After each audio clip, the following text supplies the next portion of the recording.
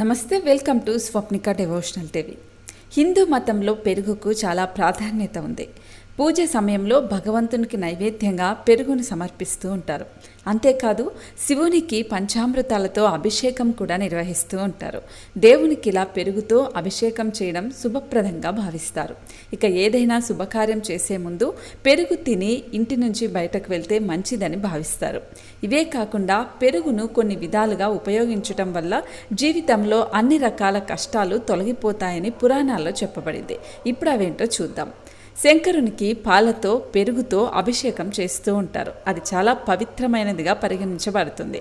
ఒక వ్యక్తి ఆర్థిక సమస్యలతో సతమతమవుతున్నట్లయితే అతడు శివుడికి పెరుగు అభిషేకం చేయించాలి. ఇలా చేయిస్తే అతను ఆర్థిక సమస్యల నుంచి బయటపడతాడు. ఒక వ్యక్తి అడుగడుగునా పదే పదే విఫలమైతే ఏదైనా శుభకార్యం చేసే ముందు పెరుగును తిలకంలాగా నుదిటిపై రాసుకుంటే ఆ పని పూర్తవుతుందని చెప్పబడింది.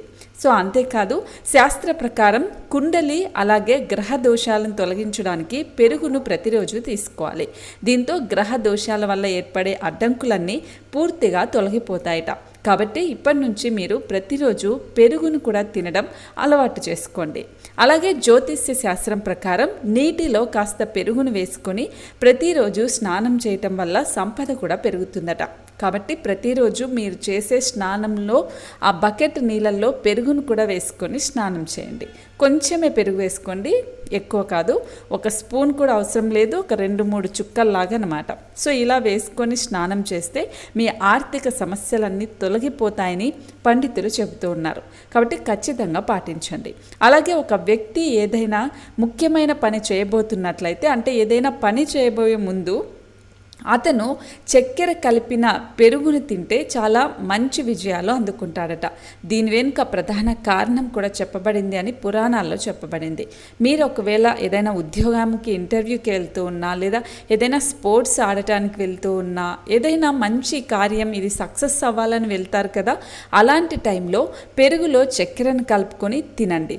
ఇలా తిని వెళ్తే ఆ సక్సెస్ అనేది, విజయం అనేది తప్పకుండా వస్తుంది అని పురాణాల్లో చెప్పబడింది. అంతేకాదు జ్యోతిష్య శాస్త్రం ప్రకారం పిల్లలు చిరాకుగా ఉన్నా, చదవటానికి పెద్దగా ఇష్టం చూపకపోయినా, పిల్లలు నిద్రపోయిన తర్వాత వాళ్ళ తల దగ్గర పెరుగును వెండి గిన్నెలో ఉంచాలి. అలా రాత్రంతా ఉంచిన తర్వాత ఉదయమే ఆ పెరుగుని ప్రవహించే నదిలో వేయాలి. ఇలా వేయటం వల్ల పిల్లల మనసు ప్రశాంతంగా ఉంటుంది, కోపం కూడా తగ్గుతుంది, చిరాకు పడకుండా మీరు చెప్పిన మాట వింటారు, చదువు కూడా బాగా చదువుకుంటారు. కాబట్టి ఇది కూడా ఖచ్చితంగా చేయండి. సో ఇప్పుడు నేను చెప్పిన ప్రతిదీ చిన్న పరిహారమే. పెరుగుతో ఇలా చేస్తే చాలు, మీరు అనుకున్న కోరికలు నెరవేరుతాయి.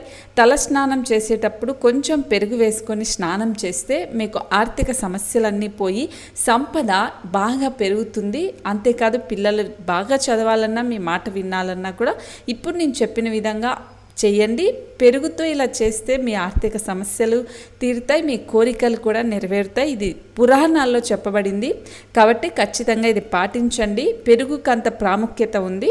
సో ఈ వీడియో ఇంకా 10 మందికి షేర్ చేయండి. వాళ్ళు కూడా ఈ విషయాన్ని నేర్చుకుంటారు, తెలుసుకుంటారు, పాటిస్తారు. వాళ్ళు కూడా సుఖ సంతోషాలతో ఉంటారు.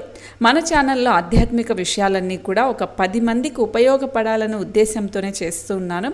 కాబట్టి ప్రతి ఒక్కరూ షేర్ చేయండి, మీరు కూడా పాటించండి. మీరు ఆరోగ్యంగా సంతోషంగా ఉంటే నేను కూడా ఆరోగ్యంగా సంతోషంగా ఉంటాను. సో ఈ వీడియో నచ్చితే లైక్ చేయండి, షేర్ చేయండి. శుభమస్తు.